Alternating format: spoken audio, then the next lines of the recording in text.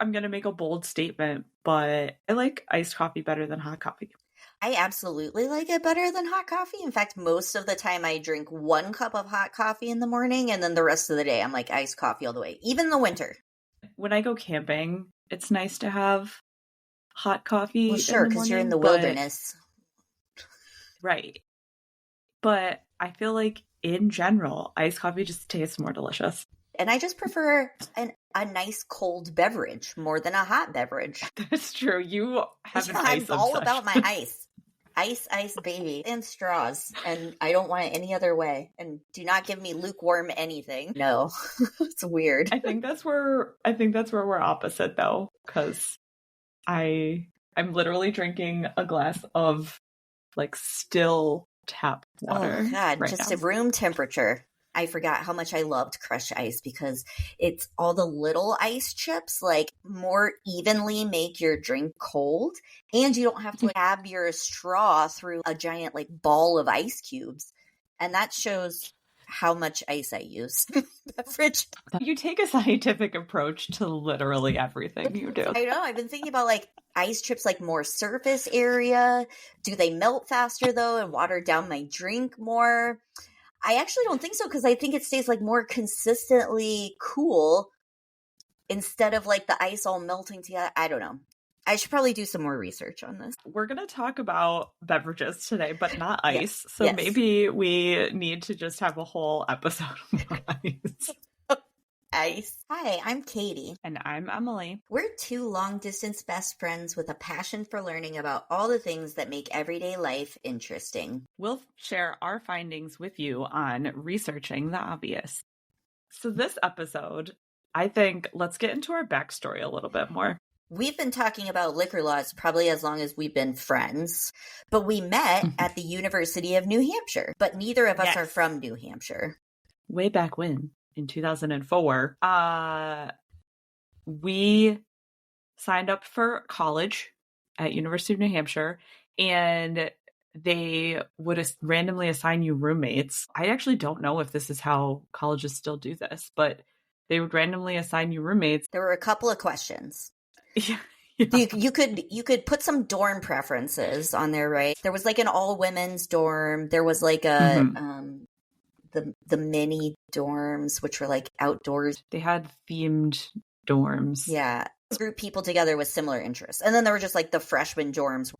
Yeah, so but we were both in the honors program because we're giant nerds. Yes, always. So we wanted to live in the honors dorm, right? So we chose that. And then I think the only other question was whether we were a smoker or not, which back then it was definitely not referring to pot. It was tobacco. Yes, you smoke cigarettes because you probably won't like living with someone who does or does not if you do. So based on those 2 questions, which dorm do you want to live in and do you smoke? They randomly put us together as freshman roommates. Yes. And the rest is history. Yes. Point of pride. We actively chose to live together after that for all 4 years of college. It is true. When I started living with my partner after college, there was just the constant joke of when am I going to have actually lived with my partner longer than I lived with Katie. That's right. And I held the record for 4 years. At least. A very long time. We didn't just become friends and then stay friends and see each other occasionally on campus. We literally lived together for 4 years and did pretty much everything together. Not like we didn't have our own things going on too. Many a weekend in an empty dorm where other people were visiting their parents who lived, like 2 hours away or whatever. And we're like, nope, we're still here. That's a good point because since I was from Western New York, and you were from Indiana, but we were going to school at University of New Hampshire, going home during the semester just wasn't an option. Yep. But as you said, the rest is history because here we are 20 years later and still going strong and also still talking about liquor laws because New Hampshire piqued our curiosity. I think that was really the start of it. Well, okay. I mean, first of all, you're in college, so obviously there's alcohol happening.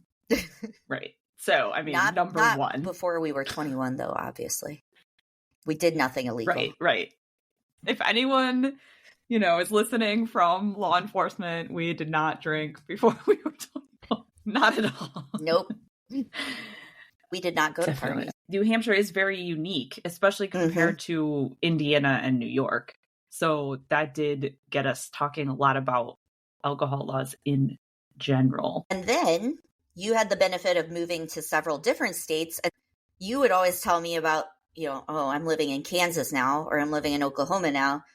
And there's this weird thing where we can't buy this, or we can only buy it this way. I started comparing and contrasting pretty regularly what some of the more, odd liquor laws or just the differences between the states, right? Just some of the weird nuances. Ooh, so let's talk about what we noticed in New Hampshire, because I think that is something that really set us off, particularly because in New Hampshire, liquor is cheaper than beer for the most part. And so in college, we drank mostly liquor. I didn't really drink beer at all in college. But you're right. Liquor was way more bang for your buck. Yeah, absolutely. I think that's because of the way New Hampshire regulates their liquor. Yes, correct. If you have not been to New Hampshire, you will notice that as soon as you cross the state line, there is a big red building, New Hampshire State Liquor Outlet. They're conveniently positioned on the borders of the state, but they're also throughout the state. Yeah, there's some in Concord and other more central places, obviously. But the big ones, the big outlets, are definitely on the state borders.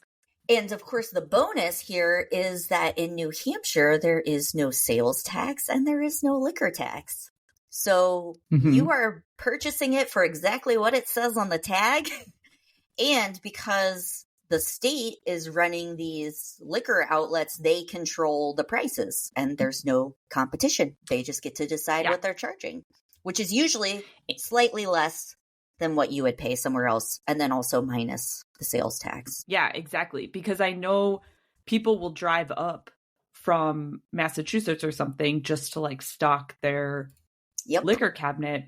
We would always stop and get stuff for my parents, even when we'd come home from New Hampshire college. The New Hampshire liquor store actually has deals with some major liquor producers as well. For example, I know Jack Daniel's is one where they have a deal. The price that they can charge for that in New Hampshire is lower than you might find other places. Yeah. So it's pretty sweet setup they got going. It was, pretty classic, I think, when other people, not us, were drinking and too young to purchase their own alcohol. Right. Yes. That you would give someone a $20 bill and then tell them that you wanted tequila or rum or whatever, and that person would buy you a handle, right? A 1.75 liter bottle. 1.75 liters for $20. Yes. Well, and that usually they'd buy the bottom shelf stuff and then pocket the rest as their fee or whatever, right? Right. So 20 was actually probably too much. You and I would often buy Captain Morgan's because why? college. Why did we lock on to that? I mean, I guess because it's kind of sweet and it's not an offensive taste. We drink so much Captain and Coke, and there's no way I can't that anymore. Nope. Can't do it. No. And even people normally play beer pong, and in New Hampshire, because no one's drinking beer, you just all filled all the cups with water, and then everyone had their liquor drink. And so if you got it in the cup, on the side. And if you got it in the cup, then, you take a sip of your Captain and Coke. In fairness, though, that is probably a lot more sanitary. Oh, yeah. If you think. Oh yeah. So I always thought, since that was what we saw in college, that that's just how people played beer pong most places, because I was like, oh, this makes sense. Everyone can have whatever drink they want, and there's only water in the cup, so it's not like gross. So when I actually played beer pong back in the Midwest with people and they were like actually putting beer in the cups, I was like, oh, like, why would you do that? Now the nasty ping pong ball that has rolled across the disgusting floor is in your beer that you are drinking. So I just always thought, oh, well, this just makes total sense sanitation-wise, and then also so that you could have whatever drink you wanted, because not everyone had beer. Most people were having like some kind of mixed drink. I just thought that was normal. The Captain Morgan's, though, you could get a handle in New Hampshire for $18. Yeah, it was a deal. Steal, really. I mean, beer was not that cheap for the number of drinks you could make with a $1.75. Well, that's probably true. Though Keystone Light was pretty cheap. Well, true. But who wants to drink that? Yeah, exactly. When you could have Captain Morgan's. But I think that is what made it really interesting to us to think about liquor laws, because New Hampshire does have a fairly unique system, especially compared to New York. When I was a kid in New York, you couldn't buy liquor on Sundays, and then you could buy beer on Sundays, but not until afternoon. And then interesting. They changed that, so now it doesn't matter, but you still have to buy liquor in a separate liquor store. So only beer can get sold in a grocery store. It's like beer and wine coolers, not even actual wine. Oh, wow. Wine coolers only. Okay. Malt beverages. Yes, that's all you can buy in a grocery store in New York. Otherwise, you have to go to a liquor store. But for the most part, there's like a liquor store next to every grocery store. Okay. So it's not a huge deal. So the New Hampshire thing was pretty interesting and different for me. Yes, and me too. And honestly, I had never paid attention to that prior, because I was a big nerd that didn't do much alcohol stuff before college. But what I think was interesting is that as you moved around too, you took notice of different states and their different laws. So let's talk about why it can be so different state to state, which is prohibition. Yeah, no, exactly. It's really interesting, actually.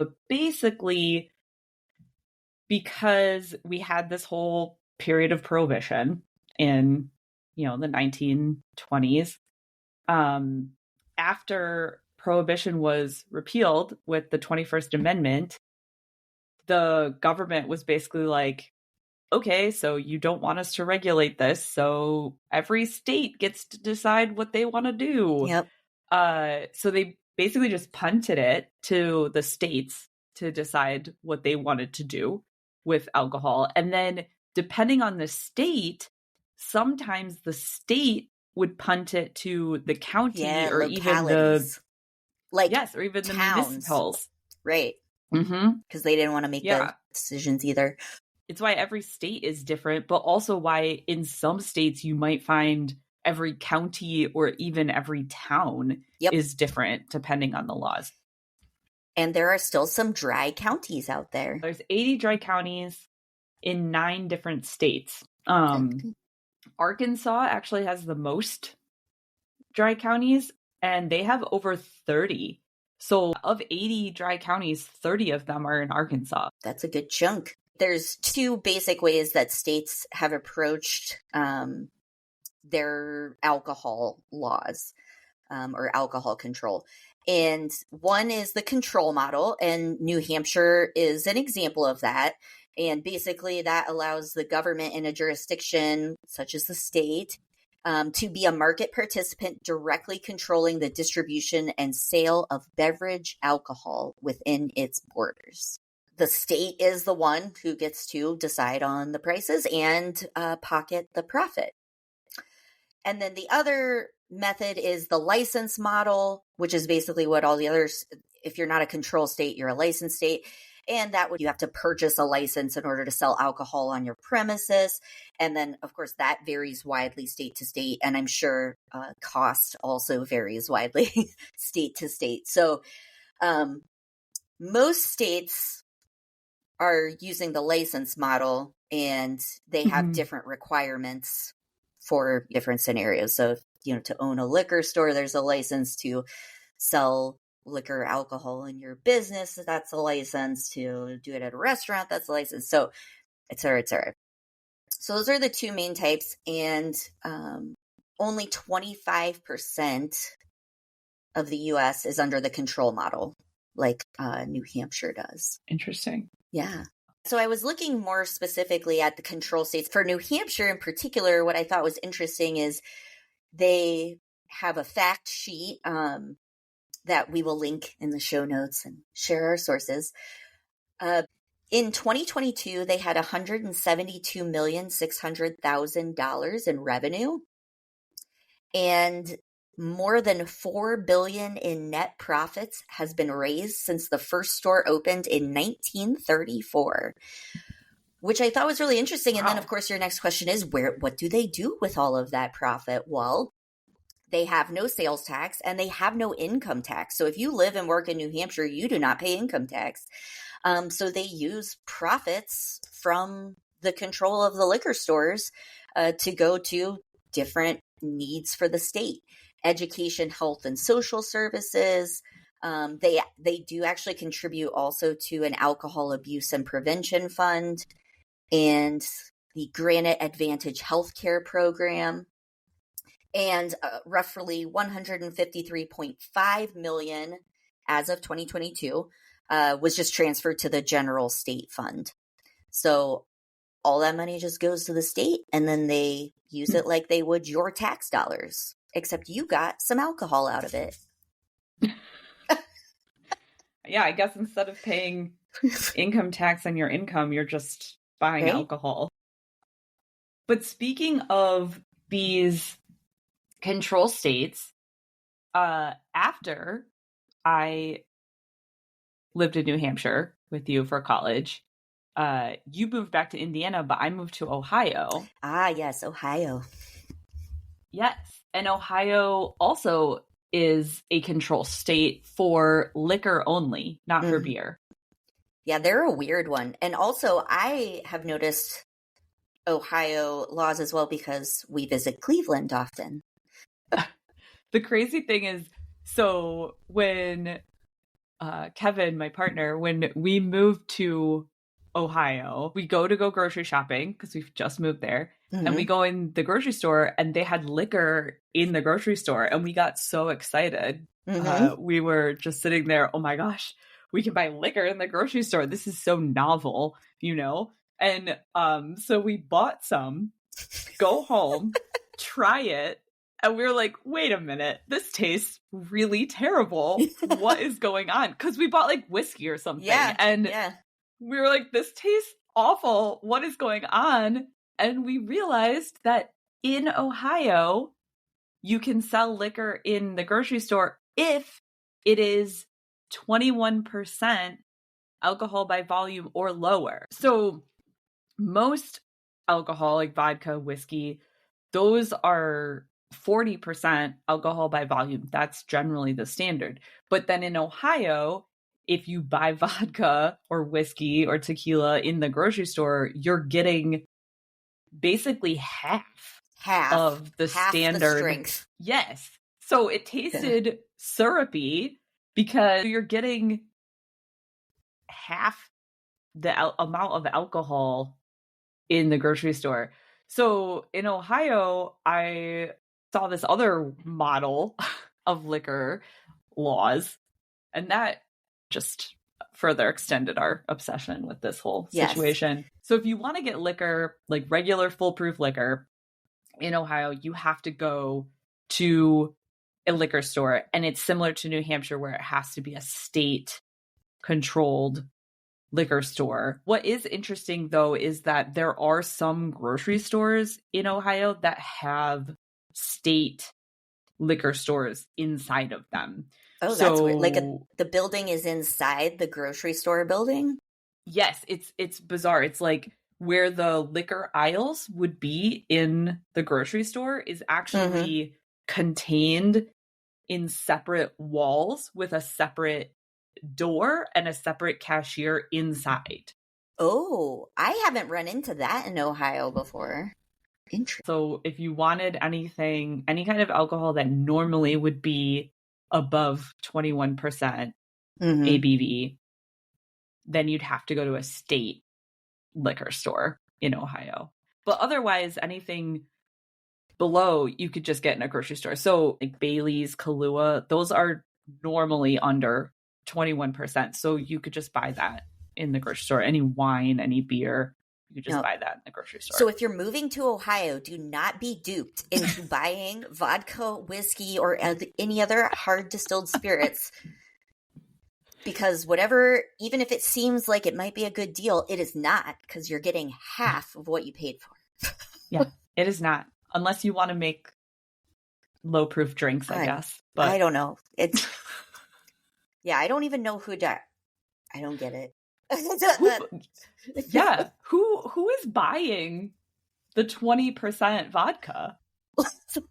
Right, I had no clue. Like, you have to search for the fine print. I think we had to Google it because I was so confused as to what was even going on. Mm-hmm. Yeah. Yeah. Yep. And then when we were But not the living case for beer in Ohio. No. Yeah. No. Beer, because beer's not controlled by the state, so beer's whatever. So it can be sold in the grocery. It can be sold. It can be sold in a separate store, can't it? Like not in the liquor store. Yeah, just the grocery. The grocery, yeah, and convenience stores. Yeah. Well, and it can stores. be sold. Yes, and it can be sold cold, which is an important distinction too. Yes. But speaking of beer sales, I want to talk about when I was living in Ohio, my sister was going to college in Pennsylvania. She was going to Slippery Rock University, shout out Slippery Rock, which is just north of Pittsburgh. And so it was only about an hour from where I was living in Ohio. So I would sometimes go and visit her in Pennsylvania, and buying beer in Pennsylvania is crazy, or at least it was back when we were doing that. I will say that the laws have changed recently in Pennsylvania, but back then, I sound like I'm talking like, hundreds of years ago, but really it was only 15 years ago that this was going on.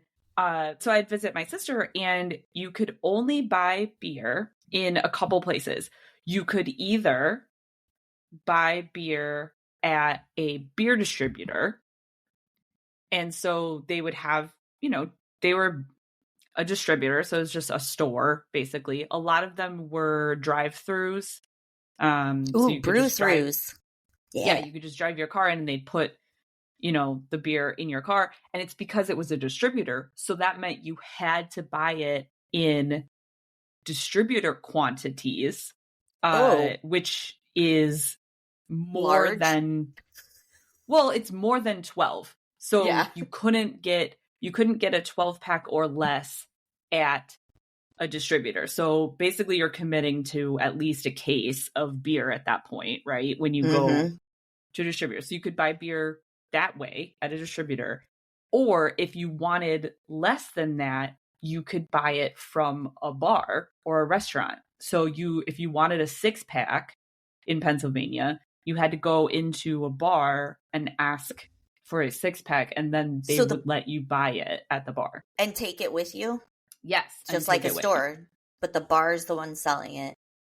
Mm-hmm.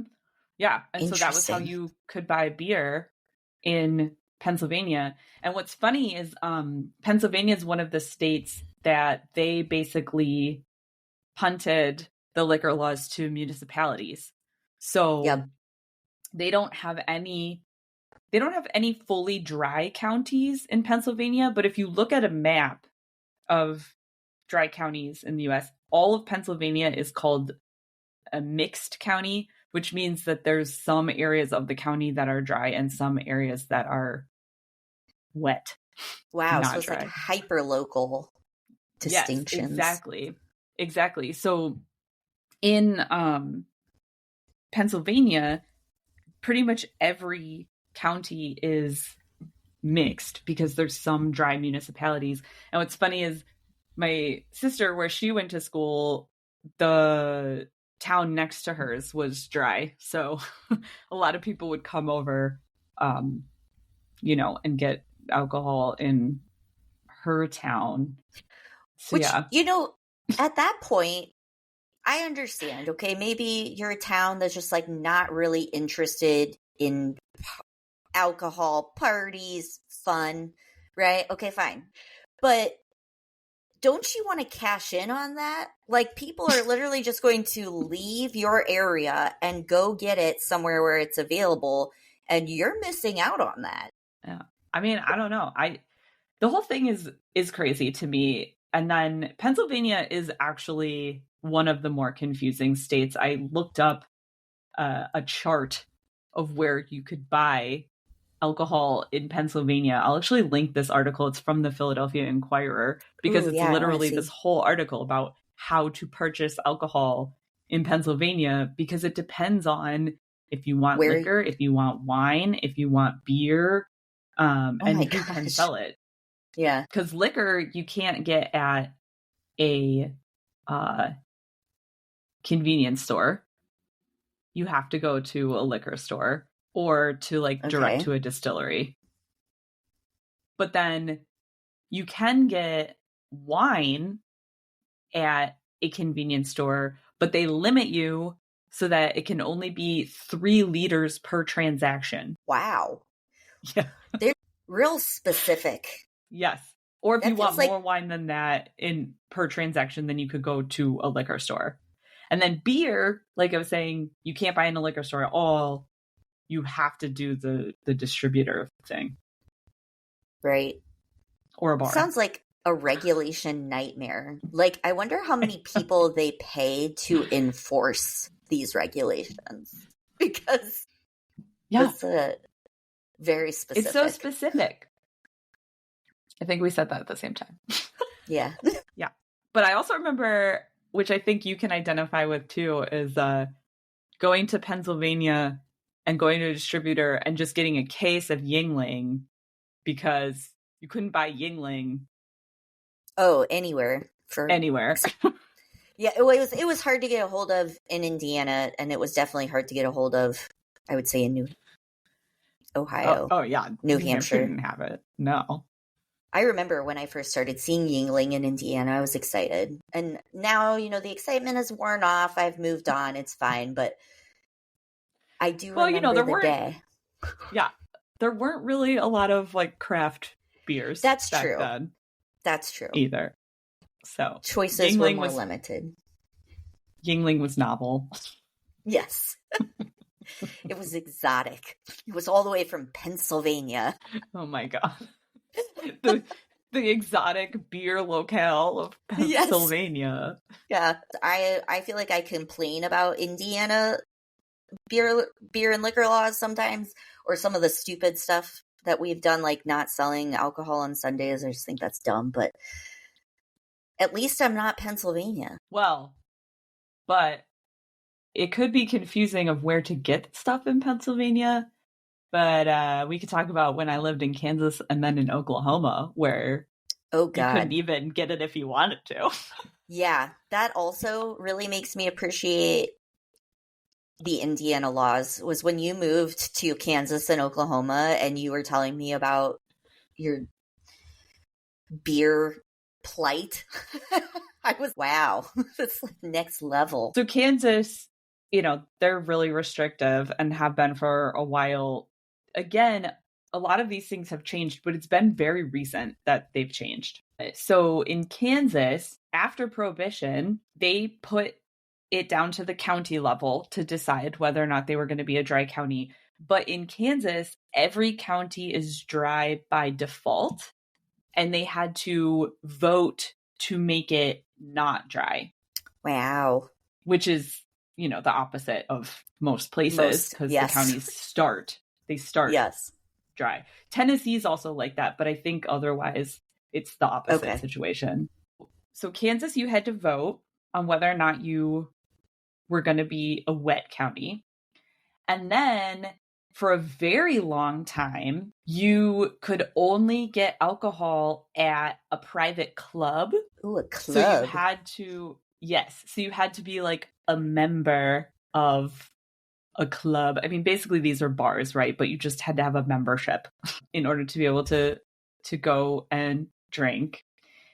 And that was because they had a prohibition on open saloons. So this tells you when they created this, that they weren't allowed to have open saloons in Kansas. So that meant that you couldn't have basically a bar that anyone could walk into and get a drink. Oh my God, really?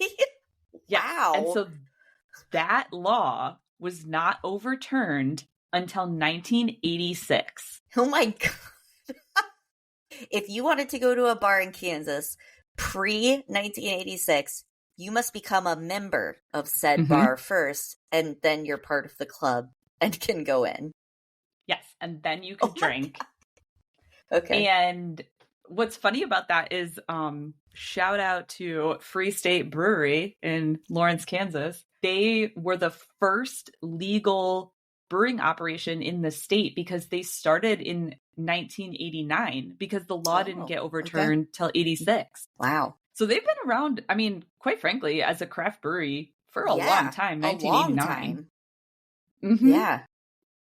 Yeah.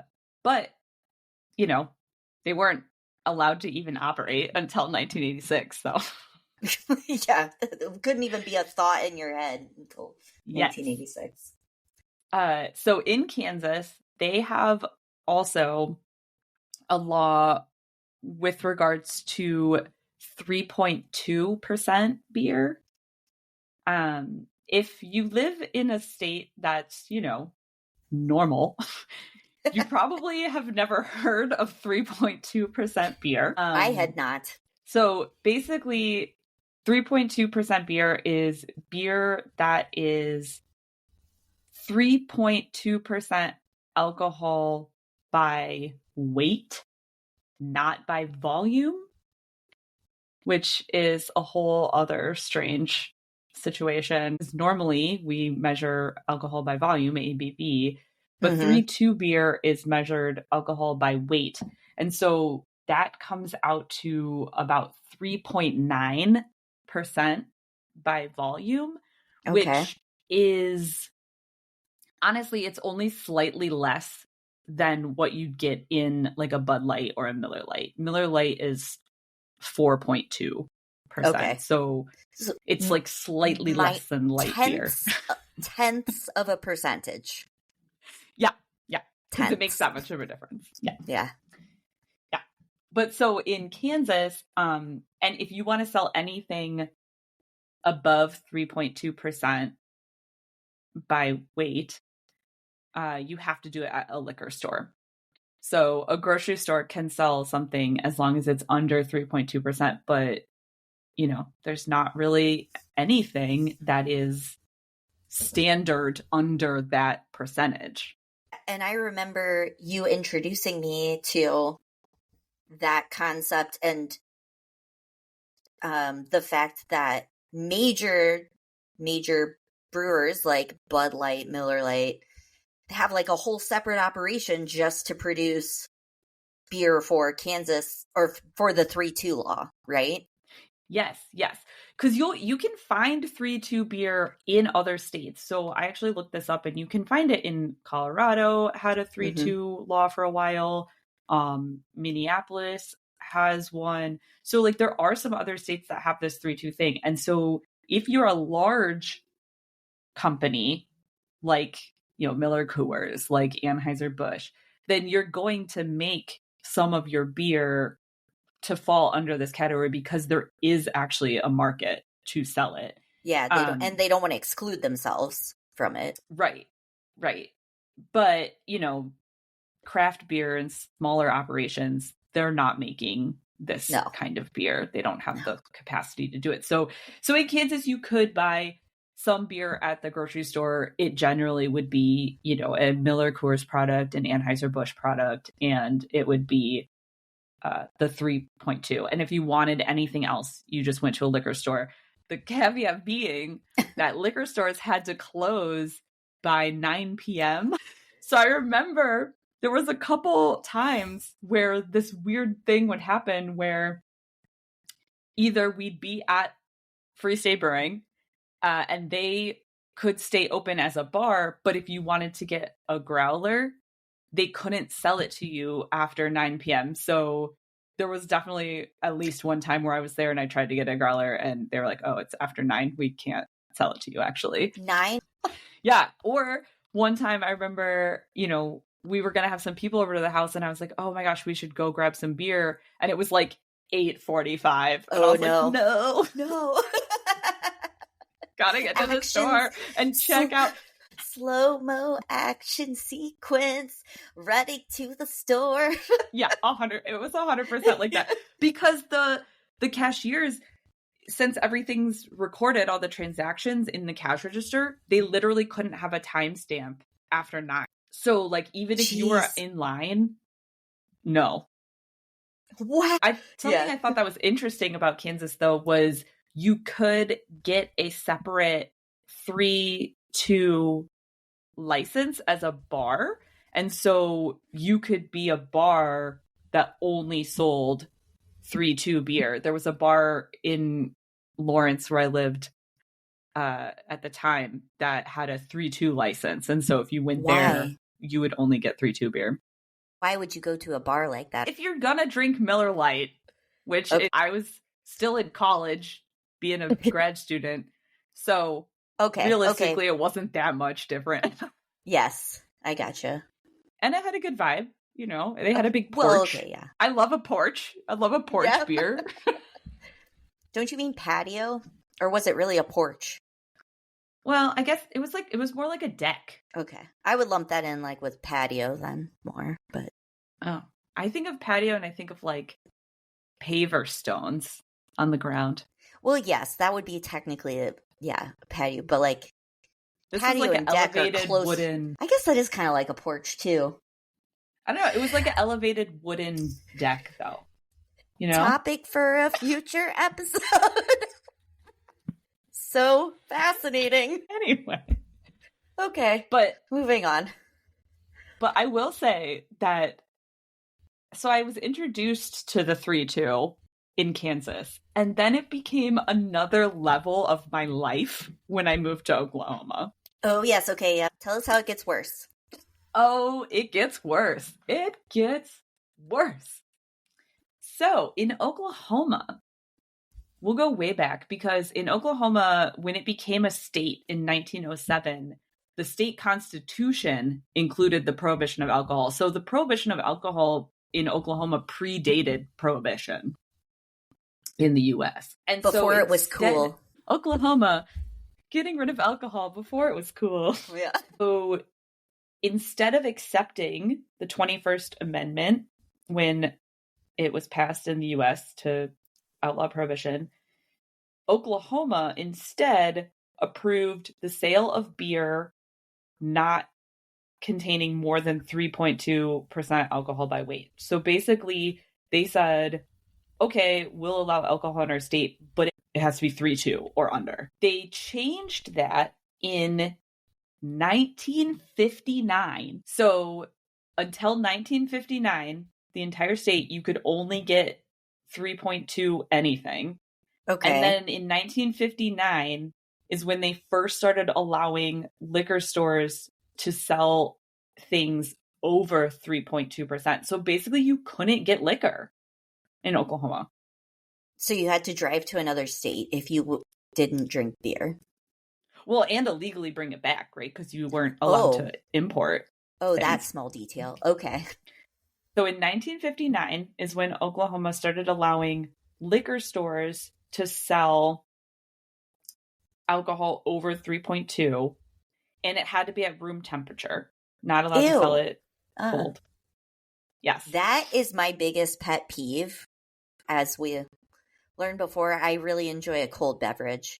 And I hate it when you cannot buy cold beer. Yes. So the funny thing is, when we moved to Oklahoma, I had a friend that lived there, and he came to my house and brought what he referred to as the standard Oklahoma housewarming gift, which was a warm 12-pack of Shiner Bock.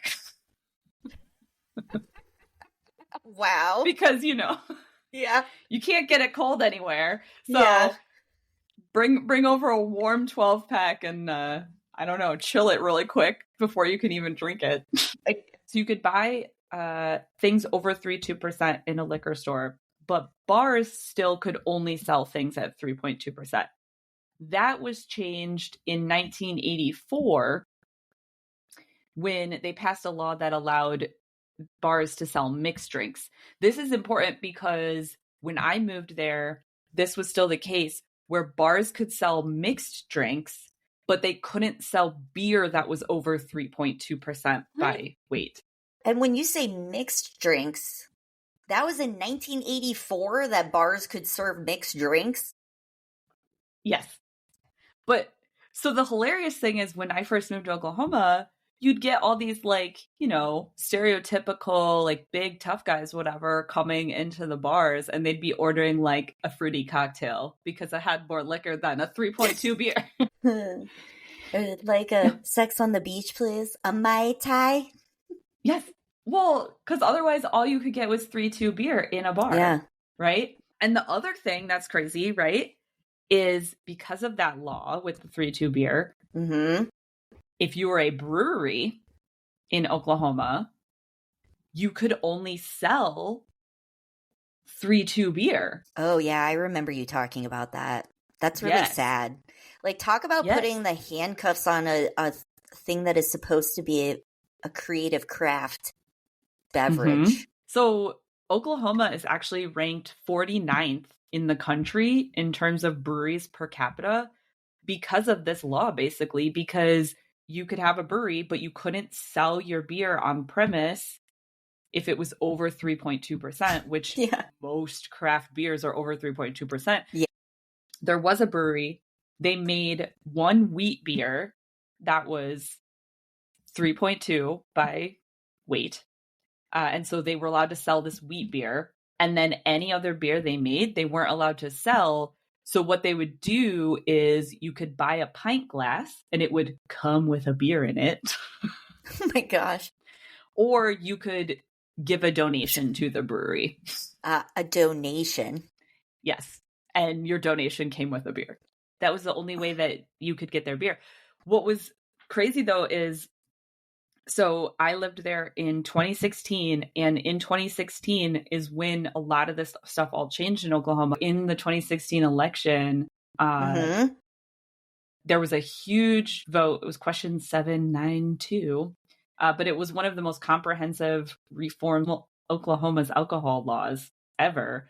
And what it did was it allowed for grocery stores, convenience stores to sell beer and wine over 3.2%. So before you had to go to a liquor store. Yes. And it allowed liquor stores to sell things cold. So you could start getting cold things. I am a big fan of that. And it allowed for establishments to sell beer, for bars and breweries to sell beer over 3.2. So there was a big party, obviously, at the brewery because they could actually sell their beer, which was crazy. But all that only happened in 2016. Yeah, that's too recent for my comfort. No, I mean, that's just highly restrictive. I get wanting to put controls on alcohol. It should be a controlled substance, in my opinion. But that's extreme. And like I said, I think it would be a very sad place to live for a craft beer enthusiast.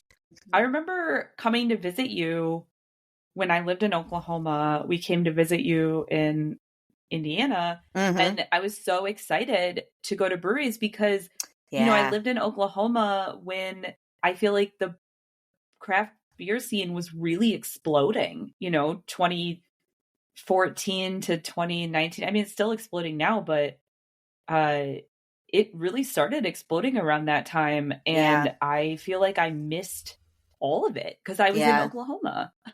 Yeah. I mean, obviously, there's still right breweries exploding now and new breweries every day and plenty of craft beer to drink now. But it was a weird time where everyone, I felt like, that I knew outside of Oklahoma was talking about new breweries, and I was in Oklahoma. It was just not a thing. I was drinking 3-2 beer. Side note, Oklahoma is the only place that I did not come to visit you when we have lived apart. And I'm starting to think that that this is not coincidental. In fairness, I also didn't live there for very long because I was like, it was I need to leave. I lived there. We had this major alcohol vote. I voted for the right things, and then I was like, get out. Yeah. I left my mark. Actually, because I've moved around, it's kept this conversation about liquor laws going for quite a while. Yes, it has. It's fascinating. I haven't talked about Indiana yet, which is where I am. I know about all these liquor laws just because of our conversations and because you have moved state to state. My experiences have primarily revolved around college in New Hampshire and then Indiana, which is where I've lived most of my life, and Ohio, which we visit for family.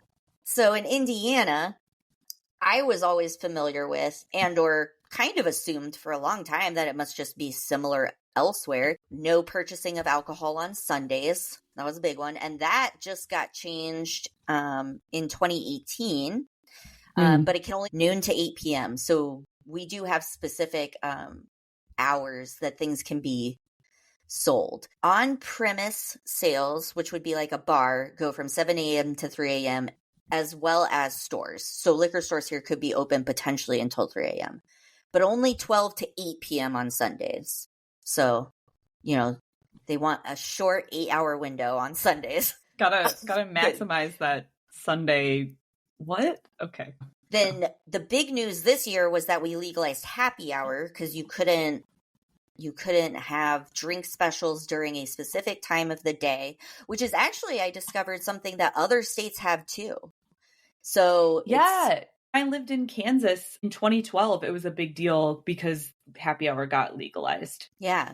So you can have an all day drink special, like, Thirsty Thursdays, $2 pints or whatever, but it couldn't be from like, come in from 5 to 6 and get a $2 pint, which again is a weird distinction to make, I think. But I think that there's some states now that are trying to overturn their happy hour laws too. But then my big gripe about Indiana is that you can't buy cold beer in the grocery because I want to be able to buy cold beer anywhere.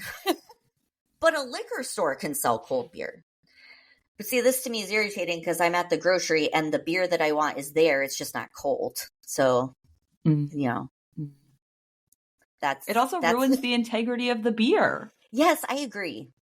Agreed. Yeah. But you know what else? Yeah. You can sell cold wine in the grocery store. So like you can get white wine that is chilled in the grocery store, but I cannot buy a cold beer. And that sounds like a law just to irritate you at this point. I know. Like what is... I know. So I will step off my soapbox now. Just say that it irritates me. But you can buy beer, wine, and liquor in the grocery. You can buy beer, wine, and liquor in a liquor store. And our liquor in the grocery store is real liquor, not half strength liquor. In Maryland, where I am now, you can't buy anything in a grocery store. You have to go to a liquor store for everything. Yeah, but that's an easy rule to remember, right? It's like, okay, just go to the liquor store. You have to go to one place. Yeah. Yep. Yeah. But I've always found interesting some of our alcohol laws around bars and taverns specifically, I guess is what it is in the law.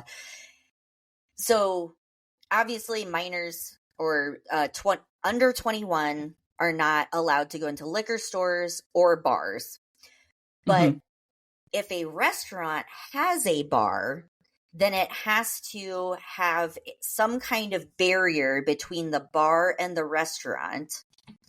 And if you're under 21, you can't pass that barrier. But if there's no barrier and the bar is just open to the restaurant, then the whole establishment is 21 plus. Oh. So you have to separate the bars somehow, and then you have to put up signage that says like no one 21 beyond this point. Wow. Yeah. That's crazy. I know, right? It's kind of weird, but not the case in breweries. I think breweries are a little bit different. So a weird barrier thing. Yeah. Well, yeah, I mean, where did babies hang out before there were breweries, right? Like, yeah, right. Yeah. And children running free. I was gonna say, this law does not irritate me because it means that some of our favorite places to go eat are also incidentally child free. So you know what vibe you're getting. You know what I mean? Right. Like, right. If you are going out to have an adult beverage, it's fine if it's in an adult establishment. Right. But also fine to have excellent food, which true. Because not all bars do food well, and not all restaurants do alcohol well. So that's accurate. Mm-hmm. Other than that, just, not being able to buy cold beer in the grocery stores. All things considered, I feel like, as in most things, Indiana feels kind of middle of the road, middle of the pack with the restrictions and the laws. Should we end with just some other fun facts about places that I haven't lived, but I think is fun? Yes, let's do that. Tell me. Well, I think the drive-through alcohol establishments are fascinating. Oh, yes. Like in Texas, you can drive through and order an alcoholic beverage from your car, like a mixed drink, like a daiquiri. Yep. And then as long as it has a lid on it, and there's no straw in the cup, you can drive away, which is crazy because you obviously could just take the lid off. Yes. But I mean, just like it's on the honor system. They're fine with it. Yeah. I guess Texas is just everyone has to drive everywhere they go. So they figure might as well. That drive-through practice is also in Louisiana. They're actually the originators of that. And then Mississippi and Texas and Florida also began allowing that. So here's my fun fact. Nevada is the only state where there's no mandated last call, which totally makes sense because of Las Vegas. So literally you can buy alcohol at an establishment 24 hours a day and they will not kick you out. There's never a last call like at 3 a.m. or whatever where you have to, last drink of the night. Not in Las Vegas.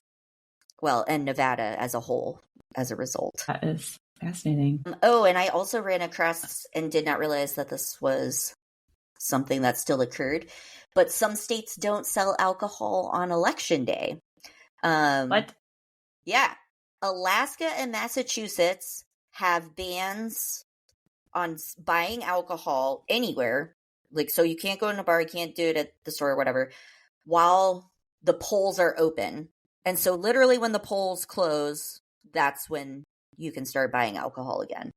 I feel like on election day is a day that I need to have a beverage. I know. Well, that's why it's when the polls close, right? If it was like a 24-hour thing, that probably wouldn't have gone over so well. I feel like in order to vote, I need to hype myself up with, yes. Okay, that's fair. Well, right? So maybe I need to be waiting in the line with a wine purse or something in order to make myself, plug my nose and vote. Yeah. Well, here's the good news. I mean, you can plan ahead. So it's one of those plan ahead situations. Just come prepared to election day if you're in Massachusetts or Alaska. But fun fact for you, Maryland resident, Maryland was actually the first state that had that kind of ban during election day. But that was way back in 1811. So you guys got rid of that a while ago.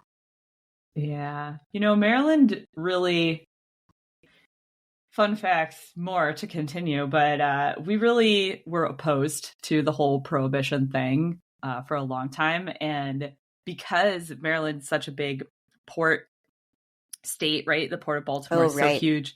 Yep. We were really anti-prohibition. And so what's interesting is basically when prohibition happened on the federal level, the state of Maryland didn't really enact any kind of laws to follow it. And so a lot of Maryland just didn't enforce prohibition at all. Oh, wow. And there's Yeah, so there's some bars in Baltimore. They were just continuously operating through prohibition and didn't bother to enforce any of that. And not as a speakeasy. Just like they're just like out in the open. Yes. They had some like warning signs for if, you know, the feds were going to come and raid them or whatever, but okay. But like they just didn't. I think the local law enforcement in Maryland just kind of turned the blind eye. Well, speaking of that actually leads into my last fun fact. Speaking of lack of laws or lack of regulation, I was shocked to find out that Missouri is one of the most alcohol permissive states. They have no open container law, so you can just like walk around with an open beer anywhere you want. Okay. No state public intoxication law, so you can also get as drunk as you want and in public and not get in trouble. Okay. They are also allowed to manufacture, like individuals are allowed to manufacture up to 100 gallons of any liquor per year for personal use without any further state limitation, taxation, or state license. So 100 gallons of liquor, if you would like to make it, state's not going to regulate it. This is just giving Ozark vibes. Yeah, sure. Right? Yes. Okay. And then the other unique one that's very permissive and does not exist in other states is that parents and guardians may give alcohol to their children. So you don't have to be 21 to drink, and you won't get in trouble for drinking if you're under 21. You just can't purchase it. There's only a few states where that's allowed. And I was reading too, there's some that have provisions like, oh, well, if you're under 21, you can have alcohol for religious reasons. Sure. Stuff like that. Gotta get communion. Those four things combined makes Missouri one of the most permissive states when it comes to alcohol. So I would not have guessed Missouri. I would not have either. I feel like we could talk about this topic for forever and go through every state, but maybe we have a part 2. People, if you have interesting liquor laws, you know, let us know. We'll cover some of the other states. Interesting. As fascinating as us. Yes. To generate nearly 20 years of conversation at different points in time. So obvious, right? Yes, it is. I mean, obviously. So thank you for listening to Researching the Obvious. To learn more fun facts about everything that we're researching, follow us on Instagram at Researching the Obvious Pod, all one word. You can also follow us on Spotify and Apple Podcasts. If you know someone that you think would enjoy listening to all of our findings, please feel free to share or give us a review. Researching the Obvious is written, produced, edited, and hosted by Emily Fekete and Katie Nakanishi. Tune in next time to hear more obvious facts.